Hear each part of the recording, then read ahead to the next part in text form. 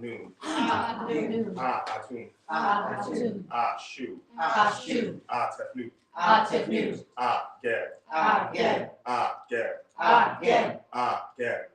Geb. Nu. Nu. Asar. Asar. Aset. Aset. Sutek. Sutek. Nebhet. Nebhet. Heru. Heru. Heru. Heru. Ma'at. Ma'at. Jehuti. Jehuti. Kansu. Kansu. Ator. Ator. Seknet. Segment. Bestet. Bestet. We offer our attention and our minds to the principles of creation as embodied by the Neteru. We seek freedom and separation from all things that distract us from our true selves at this time. Somodipi. Greetings and salutations, everyone. Thank you so much for coming to our second celebration of the Kemetic Spiritual Calendar. This series is dedicated to the ancient African science known as theurgy, specifically theurgy that comes from the city of Anu. Thank you for supporting the Temple of Holistic Knowledge, a temple of the Carolian tradition. My name is Reverend James Kaufman-Williams, and locally I am the chief priest of this temple. Internationally, I am the first priest and co-head of the entire Carolian tradition, an international tradition with members and temples all around the world, including North, Central, and South America, Europe, Africa, Asia, and Australia. The Carolian tradition is a tradition open to those seeking a path of enlightenment and to rediscover the divinity inherent in themselves and in all creation. We offer education and encouragement to all those who wish to celebrate the path of the wise in their lives, and we also offer the inner court or initiatory path for those called to the clergy to demonstrate and serve the principles we declare with our lives. Anyone interested in either celebrating or demonstrating their faith can speak to any of the clergy present following the service to get their questions met and their curiosity satisfied. Last time we met, we discussed the goddess Nebhet as the house, the fashioner of bodies, and one component of serpent power that is the life force energy at the base of the spine. We discussed her relationship to the other divinities, that she appears alongside in mythology, and we talked about her relationship to the physical world and the drives and urges that she represents, as well as the consequences that come from when we indulge in them. Today we're going to do the exact same thing with the divinity Geb, but before we really get into that, we must return to the order of creation. And I got to remind you right now off the bat that as with many mythological scriptures and allegories, they utilize human experiences to help us understand cosmic principles. However, taking these stories literally, even for a single second, will send you down a rabbit hole of building false knowledge. I must further enlighten you by acknowledging that in Kemetic spiritual science, the principles represented in the stories are all mathematical functions to help us understand the creation of the entire universe, the creation of humanity, and the creation of so-called human civilization. So here we go. During the beginning, there was the dark waters, the still waters of noon. Within noon, there was everything. Every possibility, every probability existed in a state of union with everything else, undifferentiated and unknown. And from this place, Atum, the self-created Lord, emerged. It is said that he created himself through an act of divine masturbation. At this time, the process of differentiation began. There was Noon, that was everything, and there was Atum, also known as Ra in other traditions, and that made one. From Atum came the divine twins, the god Shu, who is the god of the wind and air, and Tefnut, who is the goddess of moisture and rain. And although Shu and Tefnut are siblings, they are also spouses who give birth to the god Geb, and who is the earth, the element and the planet itself, and all the things that rise from the planet, as well as the goddess Nut, who is the goddess of the sky. She is the sky itself, and as such, each planet, star, meteor, asteroid, moon is suspended in her body. The rotation of the planets around the sun at the center of the solar system, the Milky Way, Andromeda, and beyond, all suspended in their orbits in Nut's body. It is said that Geb and Nut loved each other so much that they were interlocked in an eternal embrace in which nothing could get between them. And because of this, Atun called upon Tefnut to place herself in between Geb and Nut, forming for the first time and for all time since then what we know as atmosphere. If you want comparable imagery, think about the moment that Atlas got in between the sky and the earth and hoisted the sky up on his neck. However, in Kemetic science, this was not a curse. This was not a punishment of any sort. This was just a divine duty that needed to happen so that creation could continue.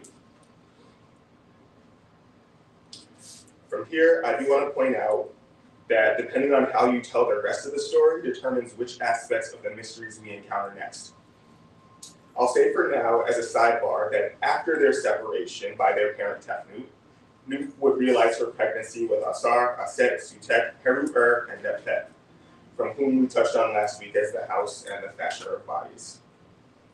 However, I do want us to focus on Geb in particular, and another epithet that he was known by as the result of another subtler mystery.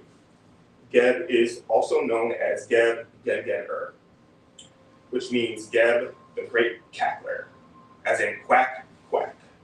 And he is often depicted with a goose on his head. He is referred to as such because after his separation from Nut, yes, she gave birth to the divinities that represent the aspects of our personality. However, she and Geb together engendered an egg. Geb laid the egg, and from this egg came the great Bennu bird. The Bennu bird is the Kemetic inspiration for the Greek bird referred to as Phoenix. Bennu resurrects every morning with the rising sun, and in fact, he is the rising sun. Who is the rising and setting sun? Ra. It's Ra. It's Atun. We will circle back to that in a moment, but we're going to put a pin into that. Because there is a mystery attached to the giving birth to one's own father that is important to us as individuals. It's important to us in the understanding of how creation occurred and how we even got here. But for now, let's hold the magnifying glass to the God who is the earth, and how knowing him, understanding him, and integrating him is meant to aid us in our evolution as individuals and as a species. It is important to recognize that some wisdom is grounded or concrete. We understand this maybe as knowledge. This knowledge is grounded in space and time, the here and now. But then there's also another more subtle kind of knowledge that can only be felt through experience, that can only be what we call transcendental. And so knowing these principles is grounded in space and time, but our experience of them, that's the transcendental component that we can only feel in our bodies. As I stated earlier, Geb is the planet and the element of Earth. To the Kemetic people, the earth was known as Het Geb, or the house of Geb. And Geb is also all of the life forms that spring from the earth, the plants and the animals that feed off the plants, the animals that feed off the animals that feed off plants, the rocks that make up the mountains, the metal ore in the ground. We can continue this list to include the fish and the life forms in the oceans, lakes, and rivers and seas, even as we recognize that the waters themselves are manifests of Tefnut's moisture, or the rain. Geb presides over the earth and all that which is below its surface. And this is why one of his epithets is also the Great Polar, or Smam-Er in the Egyptian tongue. As humans, we know that rivers and lakes of water and magma flow beneath the surface of the earth. We know that we plant seeds just below the surface of the earth. But what else gets placed and held beneath the surface of the earth? Our dead bodies. Dead bodies. For us, we may think of the tomb or the grave. Geb holds the key to the vault that opens and closes the door to the netherworld. Geb holds all the souls that are unworthy of heaven here on earth until we become worthy. Geb has two distinct aspects. He exists as physical objects in the earth itself, and also as the magnetism that acts upon the physical or gross manifestations. Magnetism is said to be one of the most pervasive forces in the universe. That magnetism from objects far and wide across space has subtle impacts on us here on Earth. Even as our minds are composed of subtle yet gross components, the force of magnetism impacts our minds as well. The extent to which our mind holds attachments or proclivity to the grosser or more physically oriented manifestations and desires will act to attract, like magnets, the opportunities to participate in them. The principle of magnetism, more commonly put as like attracts like, is bound up in the identity of Geb. Magnetism, as we know it, operates in two directions. There is the attraction component, of course. However, the repulsion component is often withheld or omitted from the larger conversation. It is this attraction and repulsion that constitutes the basis of our dual perception. Attraction and repulsion is the basis of our belief in either or, this or that, like or dislike. In a larger scale, we can understand that attraction and repulsion keep planets fixed in their orbits. In truth, however, the same way that the attraction and repulsion maintain planetary movements is the same way that attraction and repulsion keep us locked in the cycle of life, death, and rebirth. It also maintains the perception of the individuality of souls. The idea that we are separate and that we prefer or even enjoy some aspects of creation over the other is an illusion that is thrust upon us by our own egos. This illusion of preference keeps us stuck behind the gate, bolts shut by Geb with the promise of the duat incomplete until we are able to master the principles of Geb. Give up the illusion of preference and truly utilize the principles of attraction and repulsion to work toward the purification of our personalities. So that when the time comes, we find that the gate is unbolted and the promise is fulfilled. A secret to mastering the principles of Geb is understanding that we have a choice in the participation in attraction and repulsion. We also must understand that participating in the attraction of something automatically means we are participating in the repulsion of the opposite. If we are attracted to things that are dirty, it means we are participating in the repulsion of the things that are clean. Indulging in the attraction to what is considered unrighteousness means we are participating in the repulsion of the righteous. If we indulge in delusion, we are repelling wisdom. This goes on indefinitely until we shed the ignorance related to duality. Choosing to embrace righteousness and wisdom, to accept the moments that come without judgment and without clinging to them, or rushing them, is a choice to exit participation in the process that binds us to the cycle of reincarnation. Speaking of reincarnation, what of the Bennu bird that dies each night and resurrects again each day with the rising sun, and indeed is the rising sun? The Bennu bird that was hatched from the egg laid by Geb and engendered by the love of Geb and Nu. The Bennu bird that is Atum, the father of the two. How would they give birth to their own father? What idea or cosmic principle is being communicated to us by the Kemetic sages? What is being illuminated in this part of the story? Perhaps Divine inheritance. It is illuminating our own ability to recreate ourselves as frequently as each new day.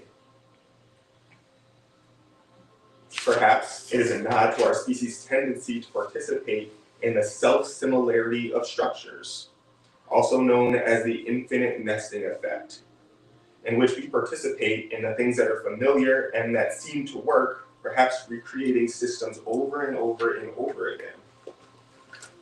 Fast forward to another lesson, the god Horus is also Atum and Ra.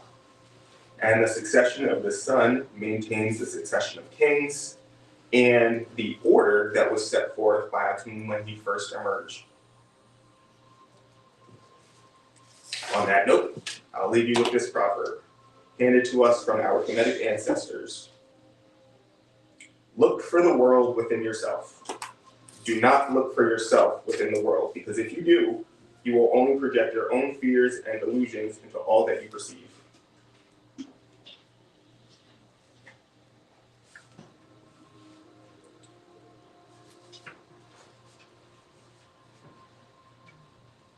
Who needs a cleansing? Can you just say that last line one more time? What was that? Please. You say, look for the world in yourself, do not for yourself in the world. Because if you do, you will only project your own fears and illusions into all that you perceive.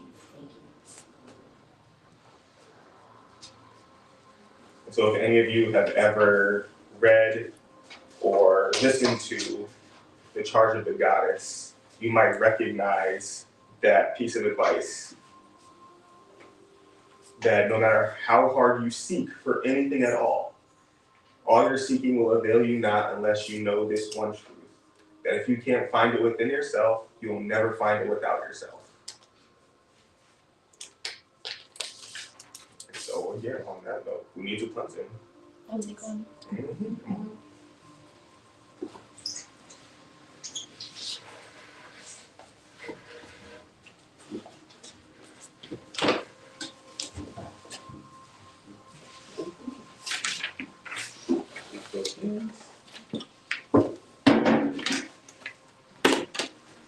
Your neck, your wrist, face, your head.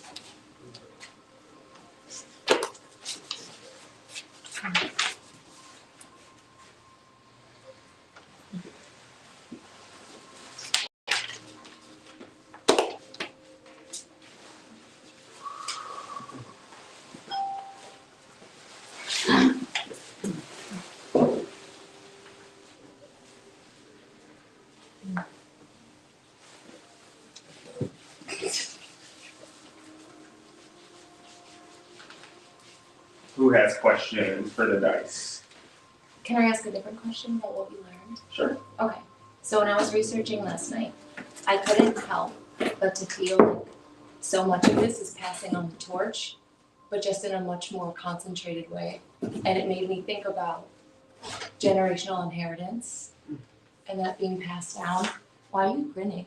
Because you're very close. Oh, It's reversed. okay, what do you mean? Geb passes it down into our personality. So you remember Nephthys, Yes. Asar, Aset, Sutek, those are all components of our personality. Yes, but what I'm thinking about specifically is that Geb, how he holds the bodies, and then Nephthys or Nebhet, she also rules over that realm, and then she gives birth to Anubis, who also rules over that realm. But as it goes down, it's more and more concentrated.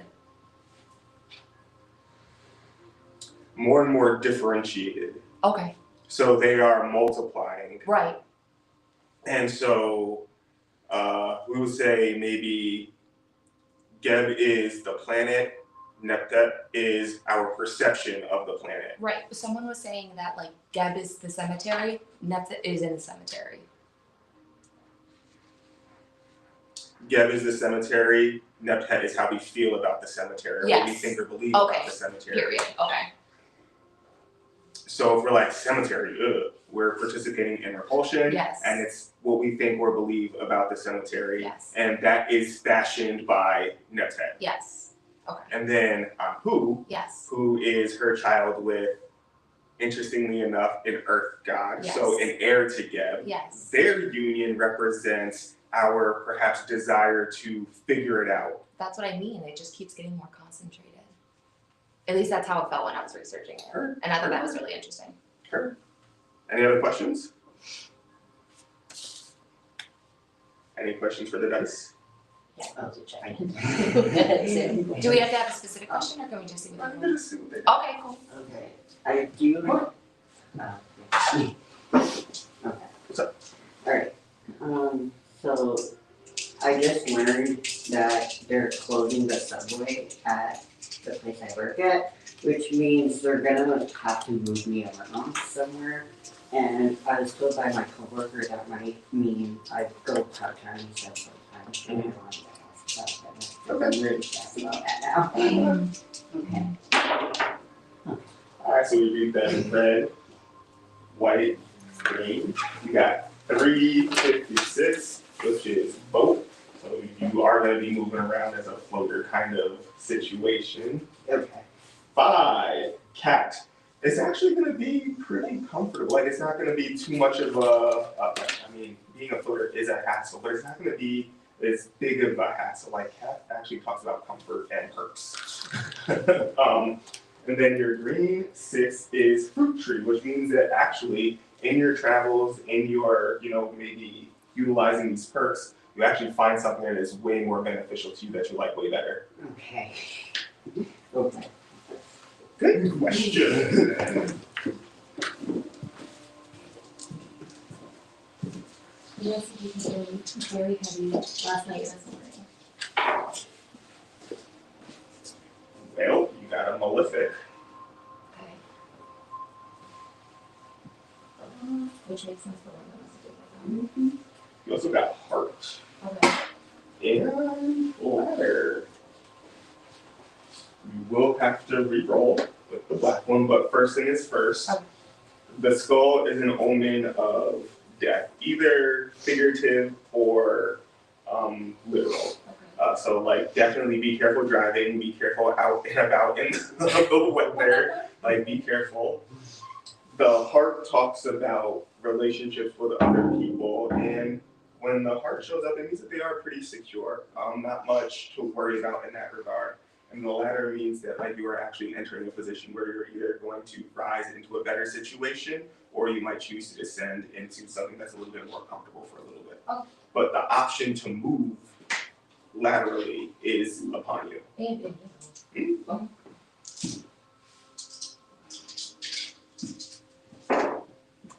Your black 2, mountain. So difficulties and obstacles, problems and hurdles and Obstructing.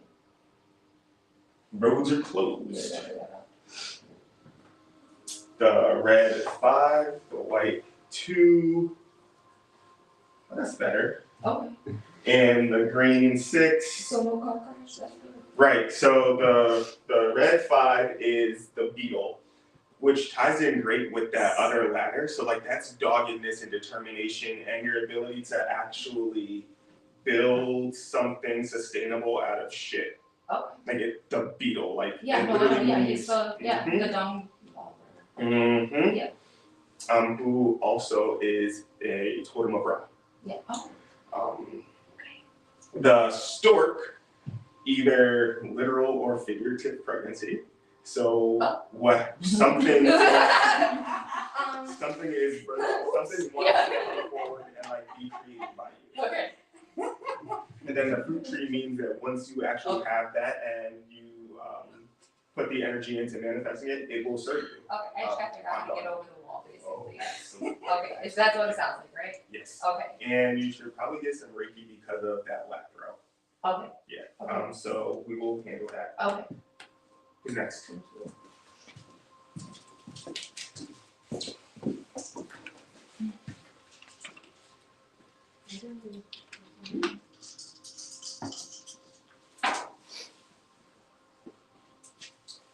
Boat. So you also have a little bit of movement coming in your direction, either a trip or you going someplace. You have to move from where you are to where you're going. But it's the white one, the web, means that there are some situations that you're not clear about that have flies maybe causing a disruption. So if you think about like a spider's web, all the flies that are caught in that web are disturbances, are disruptions. is that negative energy that's acting against you and you're not really super duper sure where it's coming from or what it is. It's there, but it is also caught in the web. So like as you figure out what it is, you can choose if you're gonna be the spider or if you're gonna have somebody else be the spider and eat it up. Is that web or sun? Huh? The white one? Yes. It's web or sun? Oh no, oh sorry, I read that wrong. Yeah, I mean, both what you the just white said one was is very, resonated very much. so that's actually hilarious because the white one is actually sun and it means that a revelation of truth is upon you. Okay, so basically, last couple weeks have been very heavy, and I know something's, I don't know exactly where it's coming from, so Mhm. I'm gonna find out. Good. I like protein. I'll eat both. Ooh, look at that. And then the green 5 is the goblet, and I liken the goblet to the 3 of Cups, where you just like hold it up, and there's gonna be like a little celebration for you soon, or like people are going to gather in your honor, and it's going to be a great moment. I'll see. Yeah, so there's that. Because you are able to identify with the web and like the flies and stuff, I would say you should get some Reiki. That way you can maybe illuminate that and figure out what's happening with that. I got a little bit of it yesterday. Mhm. I asked for mentorship, and basically I told the people been talking shit. Ooh, damn. And if some of it's me, I will acknowledge that at 100%, but it's frustrating not to be told when I'm doing something wrong until it gets told to my boss. So. Wow. Who else?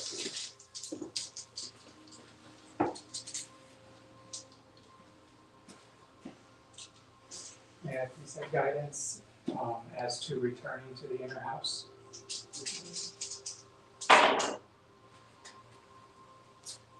4. Horseshoe. That is an omen of good luck, good fortune, and like a decent reason to be celebrating like right now. When the horseshoe shows up, it implies that perhaps, let me just make sure before I speak too soon. Like 5, yep, and green, yeah, that's all good. So none of the spirits who bring misfortune are upon you. None of the karmic interactions are upon you. So like returning to the house is like all systems go. And that you can rely on your instincts, you can rely on your good fortune, you can rely on any good luck that's upon you, any good karma that you've already generated to like actually propel you to where you want to be. So if you're feeling like you're outside the house, will yourself to be inside the house. The white 5, the cat, that's comfort, that is taking advantage of perks, that is also like household stability. Interesting. The house that you want to return to is a stable house, and you're probably not as far as you think based on your question. And then the 4 is the key. That's so interesting. The key is, it literally means that you already have the ability to open any door, gate, or window that you choose to open. So if you're feeling like you are not in the house that you want to be in, again, just will yourself to be there. Okay, well. Anybody else?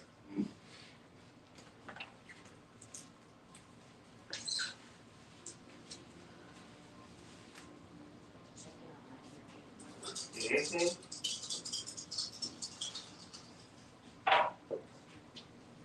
Red 4, horseshoe. White 2, death omen. Green 1, snail. Snail is a health concern. Snail means follow up with any doctors or any specialists or anything. Get those checked out. Of course, the wait, never mind, stork. You don't have the stork, you have the stork. The stork is the something trying to burst forth creatively. So no death omen, specifically. Yeah, you cleared it. Yes, specifically good luck. Something trying to burst forward creatively. that really only you can bring forward, and a reminder to pay attention to some health stuff. So definitely still go to that doctor's appointment or follow up with those providers. But I can't remember what you got last time, but it definitely Lightning, was. a lot of motherfucking light, excuse me, pardon me. Yeah, so, alright, cool, so it looks like you did the thing and the stuff was taken care of. So no lightning, no spell, and no knife. So now, That's nice. now we're on to the next phase. Yes. Cool. Is there anything creative that you are working on or that you've been contemplating? I mean, I've got energetic work that I'm doing and I'm trying to take a creative approach to that. So I actually, for push season, I got mirrors, I got a glass drill bit, I like, yeah, so, Work. Alright. yeah, Get to it. cool, love that. Anybody else?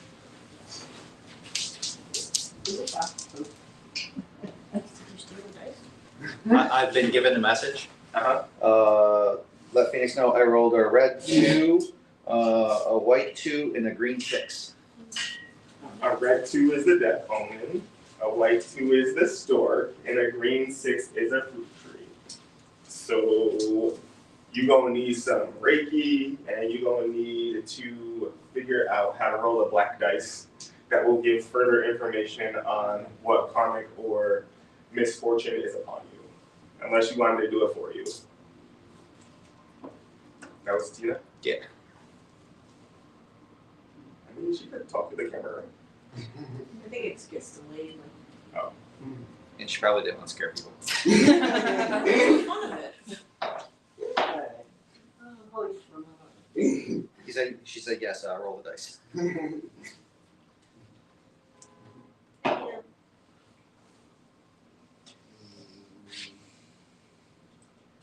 Black 6 is the site, danger due to accidents, beware of high speeds, high altitudes, overdoses, knowing things and taking things for granted. Like, so knowing that things are harmful or potentially dangerous, but not considering that fully. And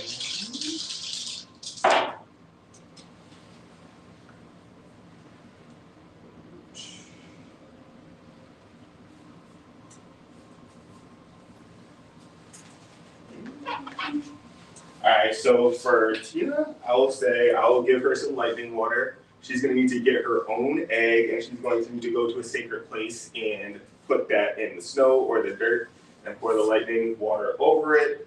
And that will be the thing that helps abate the malefic energies that surround her.